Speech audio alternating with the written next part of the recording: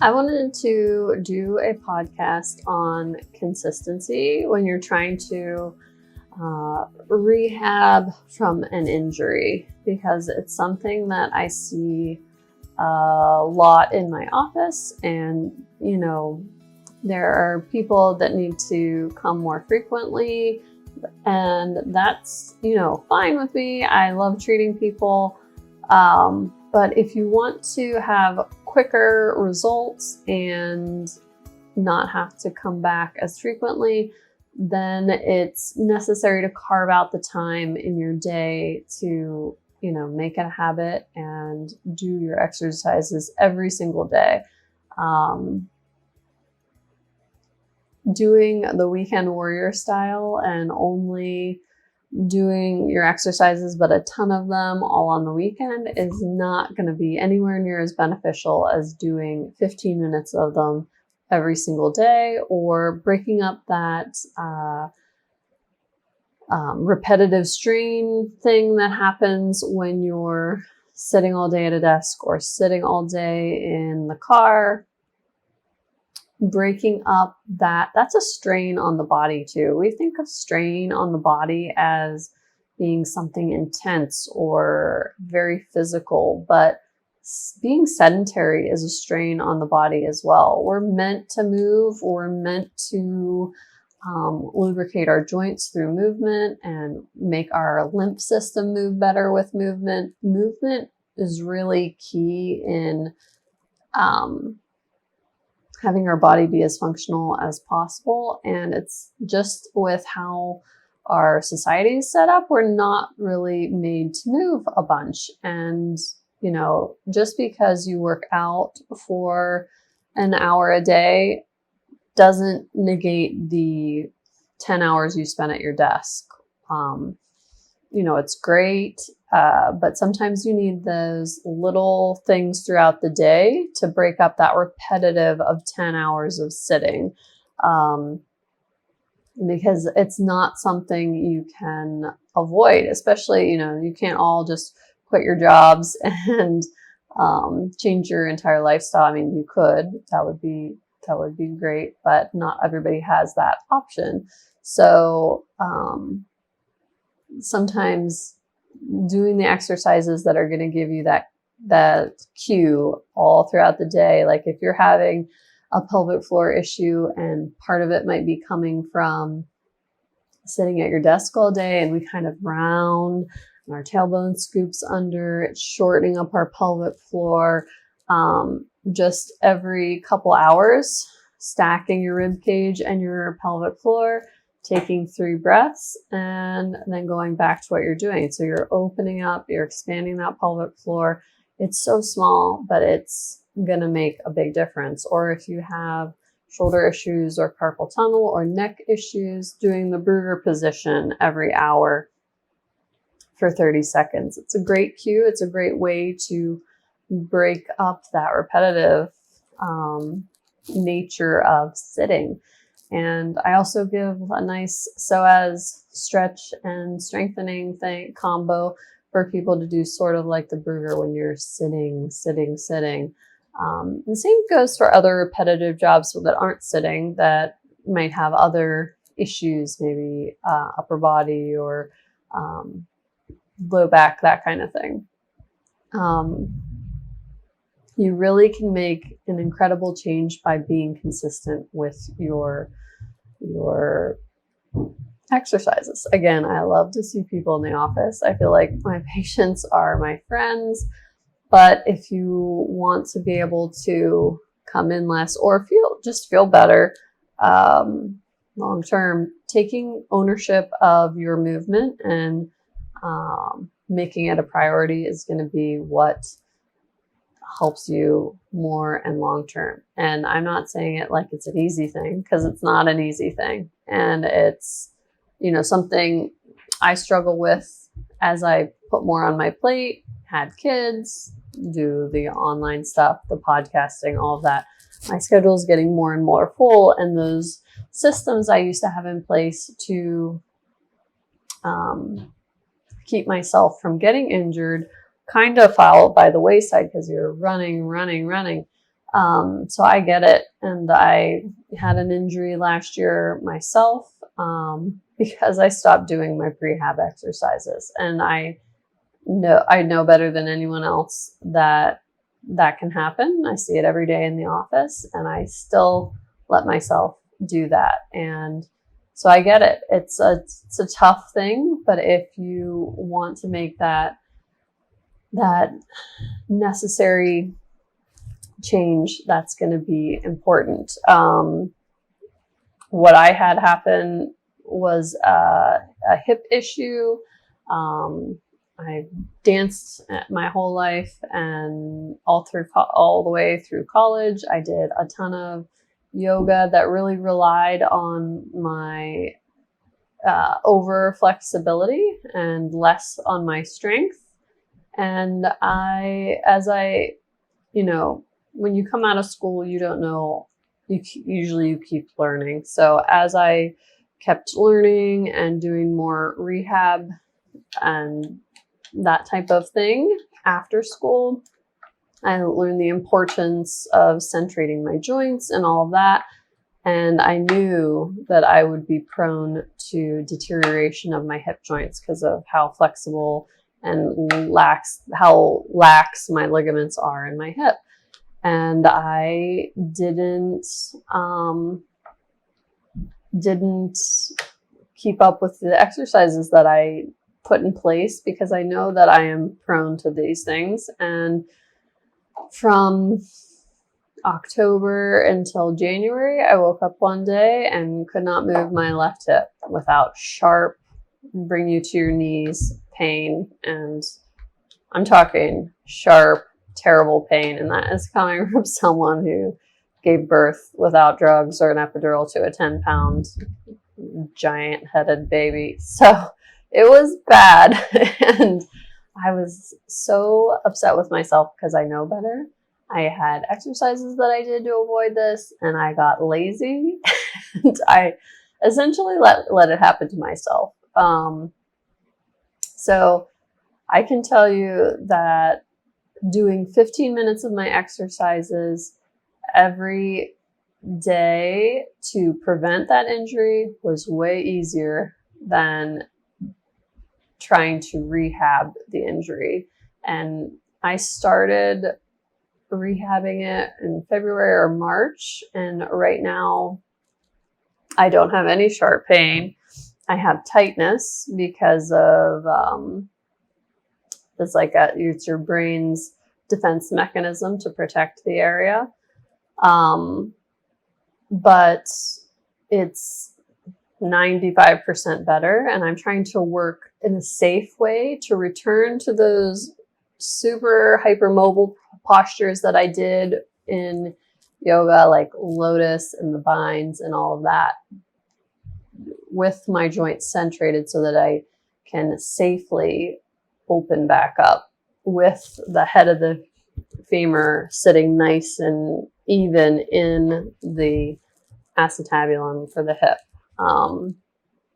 So trying to do it the right way with some strength behind it. And, it was a long road, and it didn't immediately magically fix when I started doing my exercises again. And I had to spend a little more time, and I had to tweak things and see where was I actually weak at, and those kind of things. And it probably took me about 20 minutes a day, but it had to be every day. And it had to be things that you probably wouldn't think of. Like I didn't really focus on the hip. I didn't foam roll the hip. I didn't foam roll that area that was painful, because that's not where the dysfunction was coming from. So I know sometimes when I give exercises to patients and it's not directly related to the thing that's painful, they're like, oh, I'm going to skip that because it doesn't seem like it's going to make a difference. I caution you to still do it, because that is usually the site of pain is a response to something, and it's not the area that's really giving you the issues. So, so I really doubled down on my core work and my pelvic floor work and my adductors. So that would be my inner thighs. And I was able to sleep again because I sleep on my side with my leg up. And every time I brought my leg off, that sharp pain would wake me up. I couldn't even sit at the head of my treatment table because my knees would have to be slightly out at that 90-degree angle. I can do all of those things again, but as I am getting busy trying to launch this course that I'm working on, I haven't been as active with my exercises, and it's just been a little less consistent, and I can feel a little twinginess. So, your exercises might be a lifelong thing, and that doesn't mean that you're not addressing it or fixing it. It just means that maybe you're prone to it. And with the work I do and the things I do every day, and I do a lot of commuting, I do a lot of driving where my tailbone tucks under, my pelvic floor gets shortened. You have to be aware of the things that you do in your day that, unless you're going to change your whole lifestyle, you might have to do these preemptive exercises to avoid injuring yourself. And that's just being smart so that you can still do the things that you love. Like, I love doing yoga. So for me to go to an Ashtanga class and not be able to do half of it on my one leg with the postures was really humbling, frustrating. Yeah. So just a little insight into, your provider, your doctor struggles with it. It's not easy, but if you want to be able to do the things that you love, you'll make that consistent work happen. And another example, much more impressive than my example, would be my dad had a motorcycle accident, not this summer, but last summer, a couple days after he retired. He is a bit of a workaholic like myself and had just retired, wrecked his motorcycle, fractured his scapula or his shoulder blade in 2 places, 13 rib fractures, most of them were displaced, tore up his hand, punctured his lung, blood in his lung, was hospitalized for 10 days, had a chest tube, broke his collarbone in 2 places. He could barely move, walk. I mean, everything was excruciating. It was a pretty rough go. And as he's leaving the hospital and is like a hobbling shell of himself, he asked the orthopedic surgeon when he could golf again, because that is his passion. And they told him next summer, and he nearly died because that's what he wanted. Even when he was working like a crazy person, he still golfed every month of the year, no matter how bad the weather, and usually twice a week. So to be finally done with work and have that prognosis, he was not thrilled.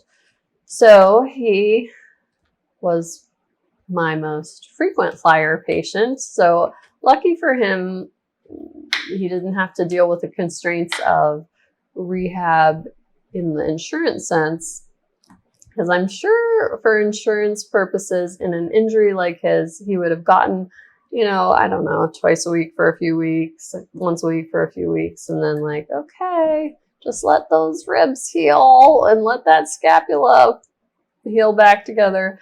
I worked with him almost every day, and that's important. And we worked with all sorts of things: rock blades, cupping, taping, light mobilizations, working on the muscles because they were a wreck from all that trauma.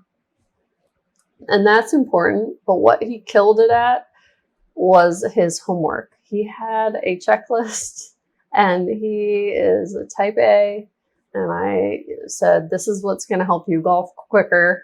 And he did everything on that checklist every single day. That was his new job. He went from working 60 hours a week to rehabbing all day, every day. So, and it was a variety of things and weird out there things. It wasn't like PT exercises all day, every day. It was breathing, getting his diaphragm to work again. It was working with his lymph system because that inflammation was crazy. It was slowly mobilizing the shoulders so that he could get back into that golf swing. But I mean, he has every tool you see in my video, he has them all. He has the balls. He has I use vibrating tools to help stimulate your vagus nerve, to downregulate your nervous system. If you're in that fight or flight response mode, you don't heal as well. So I was trying to downregulate him as much as possible to get his healing as optimal as possible. So he used vibration things on his feet and on his diaphragm and all those things, and the lymphatic pump moves and all these things that he did, even though to him he was like, how the heck is this going to help my shoulder and my rib cage so that I can swing a golf club? And instead of having to golf not until the next year, he was golfing by the end of the summer and shooting in the 70s. Partially, because he's crazy, but also because he was so consistent. Consistency can create magical outcomes. I just can't say it enough. And, he magically had the time to be able to be so consistent with his exercises. And we hit it from all the different points: mobilization, lymph system, nervous system, everything. We addressed everything. And he was able to get back to what he loved doing. And if he didn't, he was going to drive my mother crazy. So it was for the good of the family. But he actually ended up having another accident about a year later. So this past summer, he fell off of the four-wheeler onto the driveway going up some ramps into his truck. So he broke 3 more ribs, but he is getting back from that. And he did that 4 weeks before he was supposed to go golfing on a big golf trip overseas. And usually ribs take longer than that to heal, but we did all sorts of things to try to reduce the inflammation. And in 4 weeks after breaking 3 ribs, he was able to